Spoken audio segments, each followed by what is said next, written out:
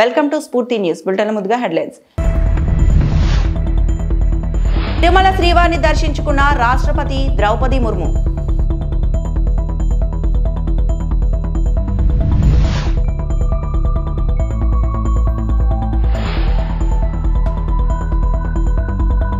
ప్రధానమంత్రి నరేంద్ర మోడీ దక్షిణాఫ్రికాలో G20 నాయకుల శిఖరాగ్ర సమావేశంలో పాల్గొనున్నారు.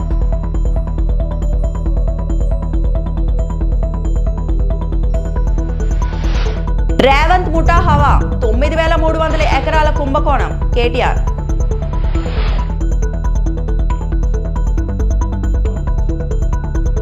ప్రధానమంత్రి నరేంద్ర మోడీ దక్షిణాఫ్రికాలో జోహాన్స్బర్గ్ కు విమానంలో బయలుదేరారు. అక్కడ జరుగుతున్న G20 నాయకుల శిఖరాగ్ర సమావేశంలో పాల్గొనున్నారు.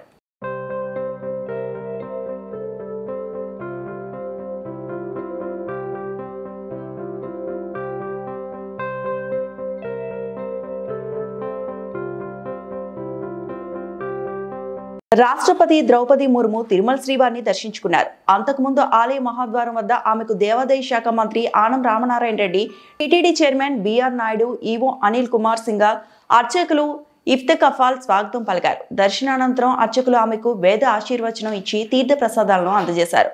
రాష్ట్రపతికి స్వామివారి చిత్రపటాన్ని టీటీడీ చైర్మన్ బిఆర్ నాయుడు అందించారు.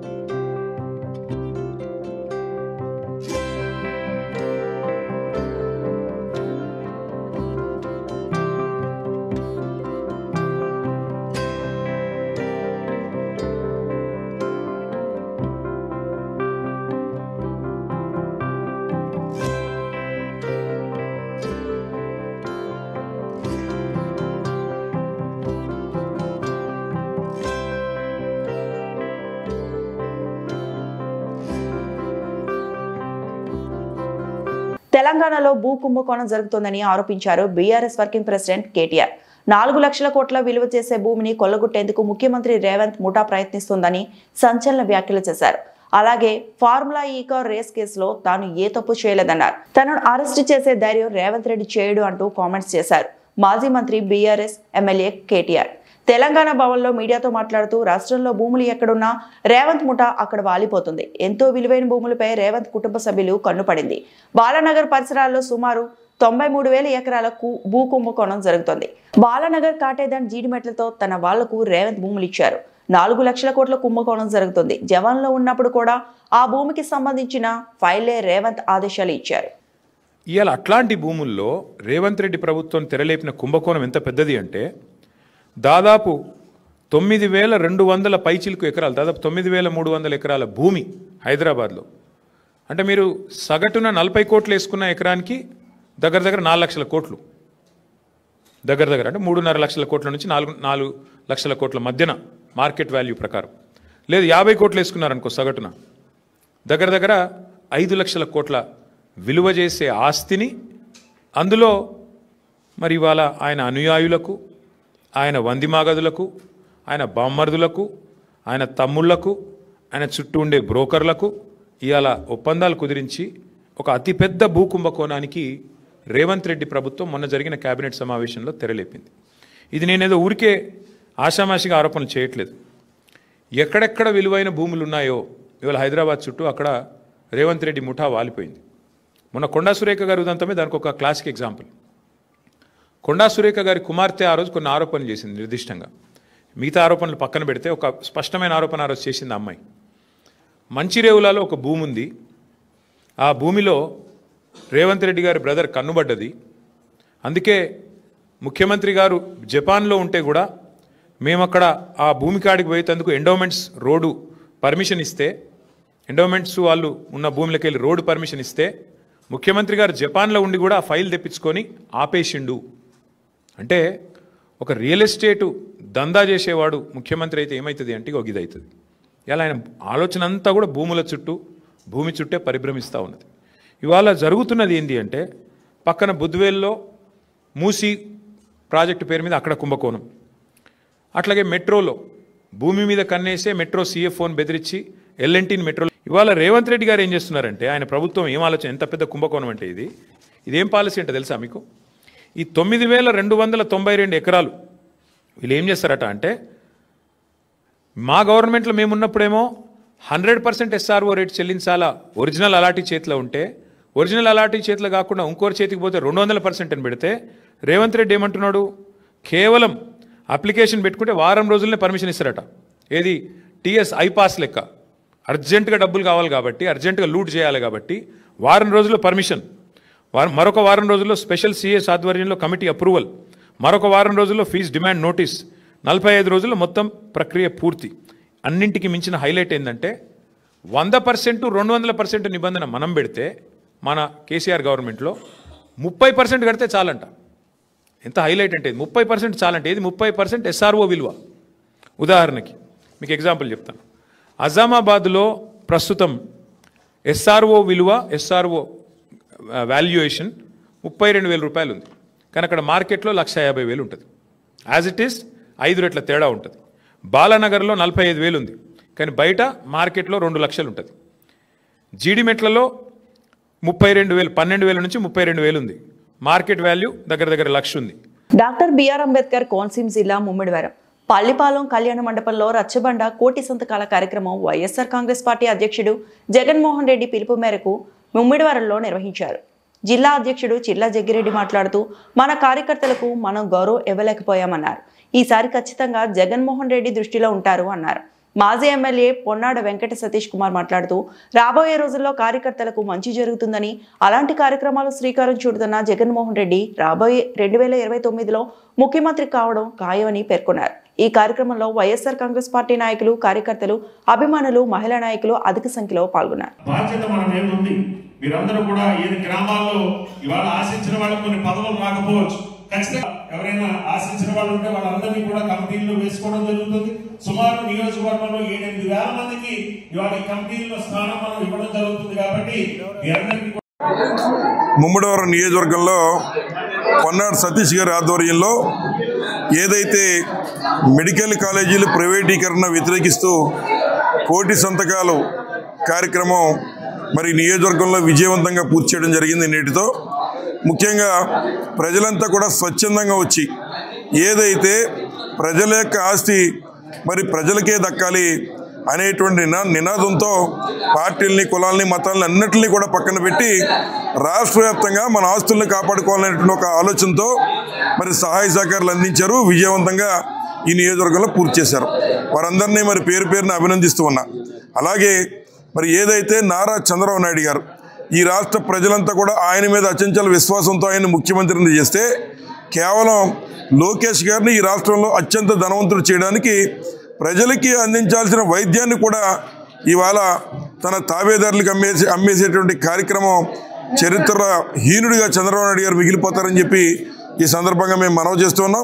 ఇప్పటికైనా ఏదైతే కేవలం మెడికల్ కాలేజీలే కాదు, ఇవాళ ఈ దేశంలో 5 మరి పోర్ట్ 5 ఏదైతే మరి ఈ యొక్క స్టీల్ ఫ్యాక్టరీలు ఉంటే మిగిలిన అన్ని రాష్ట్రాల్లో నార్త్లో ఉన్నటువంటి వాటిని కూడా అక్కడ ప్రజలు ఉద్యమిస్తే వాటన్నిటిని కూడా ప్రైవేటీకరణ చేయకుండా వెనక్కి కేంద్ర ప్రభుత్వం తీసుకుంది.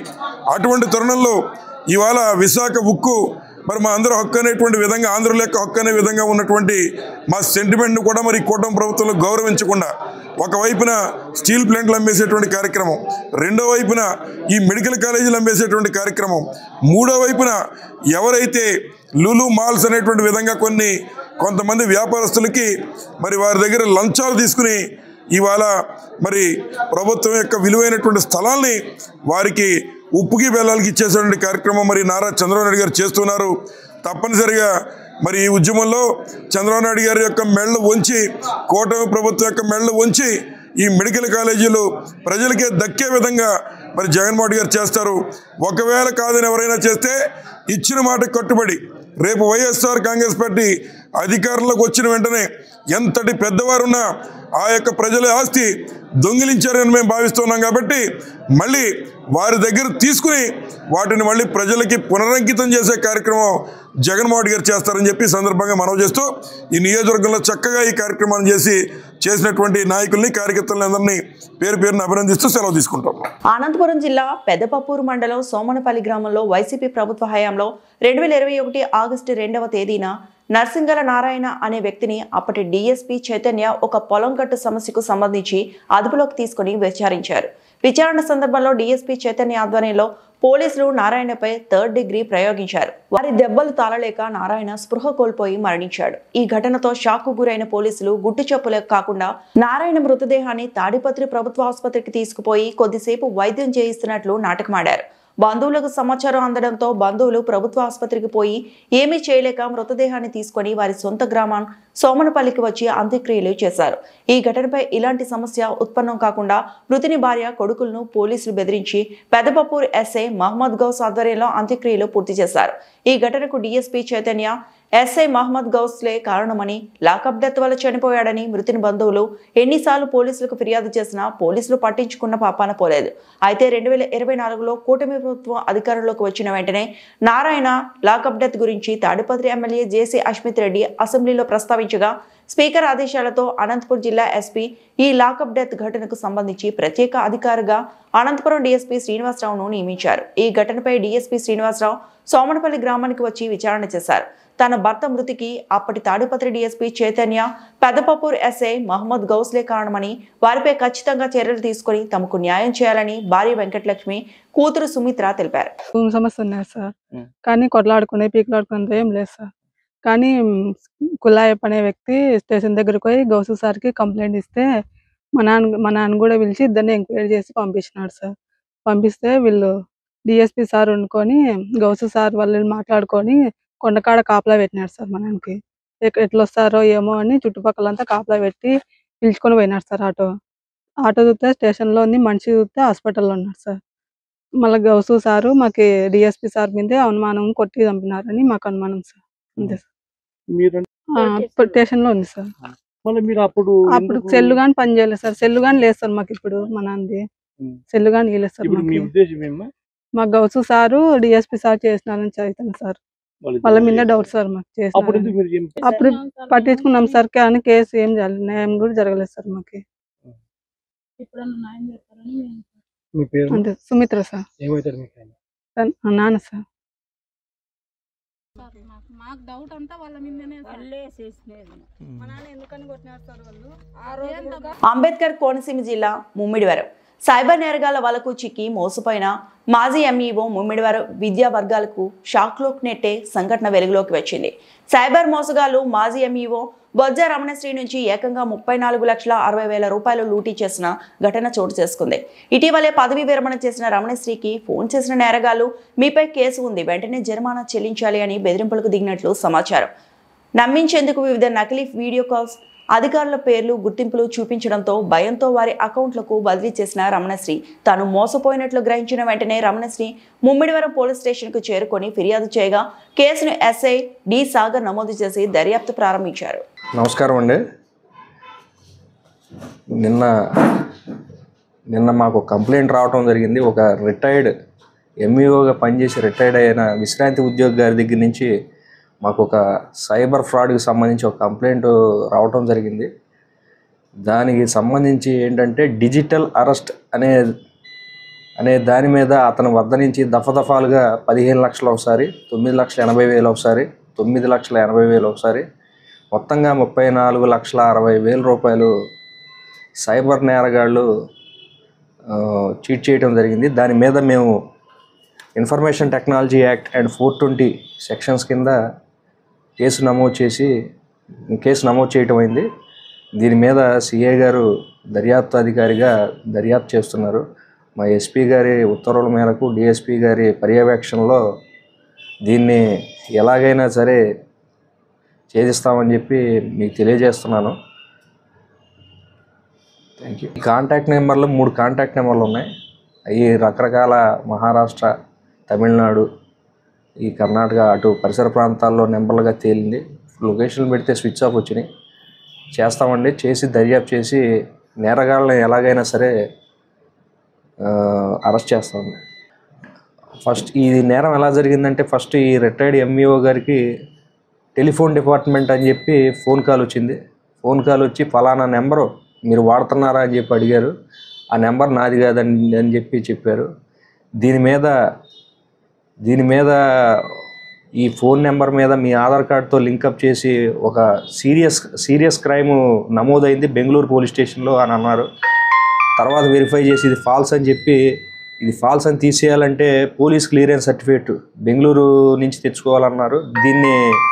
దీనికి గాను ఒక నెంబర్ ఇచ్చారు.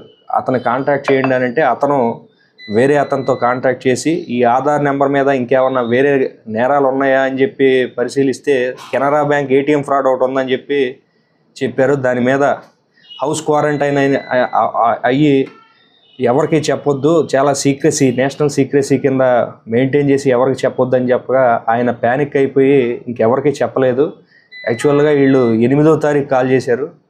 10వ తారీఖు ఒక 15 లక్షలు, 12వ తారీఖు 9,80,000, మళ్ళీ 15వ తారీఖు 9,80,000, ఇలాగా 3 విడతలుగా 34 లక్షలు వాళ్ళకి సైబర్ నేరగాళ్ళు కాజేయటం జరిగింది. దాని మీద దర్యాప్తు చేసి ముమ్మిడివరం రిటైర్డ్ ఎంఈఓ గారండి, మొత్తంగా ఉండాలండి. అతను ఒక రిటైర్డ్ ఎంఈఓ గారండి, విశ్రాంతి ఉద్యోగి. ఈ సర్వీస్ అంతా చేసి పెన్షన్ డబ్బులు ఈ విధంగా సైబర్ నేరగాళ్ళకి పోగొట్టుకోవడం అనేది చాలా దురదృష్టకరం. డిజిటల్ అరెస్ట్ అనే పదమే లేదండి. డిజిటల్ అరెస్ట్ అనేది మీకు ఎవరన్నా వీడియో కాల్స్ కానీ ఫేక్గా ఫోన్ చేసి చెప్పినా సరే వెంటనే అప్రమత్తంగా ఉండాలి. మీకు అలాంటి ఫోన్ కాల్ వచ్చిన వెంటనే మా పోలీస్ స్టేషన్కి రావాలండి. మీరు డిలే చేయటం వల్ల మీ విలువైన సంపద అనేది మీరు కోల్పోతూ ఉంటారు. వెంటనే మాకు ఇంటిమేట్ చేస్తే మనకి cyber crime toll free number ఉందండి, 1930 అని చెప్పి ఉంది. దానికి వెంటనే కాల్ చేసిన యెడల చాలా వరకు దీన్ని ప్రివెంట్ చేయొచ్చండి. ఈ వార్తలు ఇంతటితో సమాప్తం.